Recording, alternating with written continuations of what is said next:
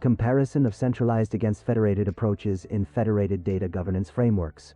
Centralized and federated approaches are two distinct ways of managing data governance within an organization. In this part of the course, we explore the differences between these approaches and discuss their advantages and disadvantages.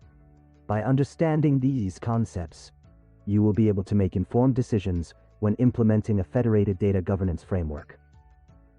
In a federated approach, data governance is decentralized, allowing multiple teams or departments to have ownership and control over their specific domains or areas.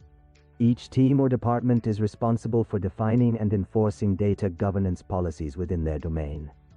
Centralized approach. In a centralized approach, data governance is controlled and maintained by a centralized team or department. This team has complete ownership and control over all aspects of data governance, from defining policies and standards to enforcing them. In a centralized approach, decision-making authority lies with the centralized team or department. They make decisions on data governance policies, standards, and processes which are then implemented across the organization.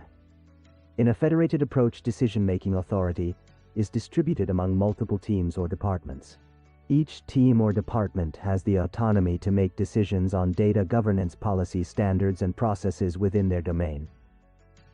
A federated approach may lead to variations in policy, standards, and processes across different teams or departments. Each team or department has the flexibility to define and enforce data governance practices that are tailored to their specific needs and requirements. A centralized approach ensures consistency and standardization across the organization. Policy, standards, and processes are defined and enforced uniformly by the centralized team or department. A centralized approach may have slower response times and reduced agility due to the centralized decision-making process. Any changes or updates to data governance policies and standards require coordination and approval from the centralized team or department. A federated approach allows for faster response times and increased agility. Each team or department can quickly adapt data governance policies and standards to their specific needs without relying on centralized coordination or approval. A federated approach may require additional effort to ensure collaboration and communication across different teams or departments. Clear communication channels and regular coordination meetings are necessary to ensure alignment and sharing of information. On the contrary, a centralized approach promotes collaboration and communication as all data governance activities are managed by a single team or department.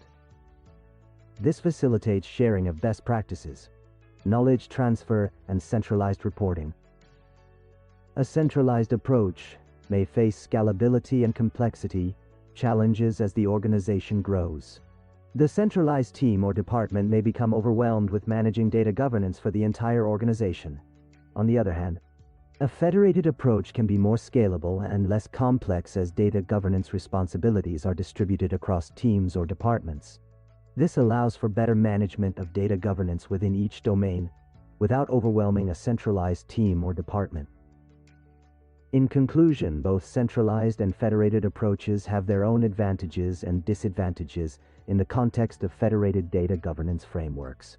The choice between these approaches depends on factors such as organizational structure, size, culture, and specific data governance requirements.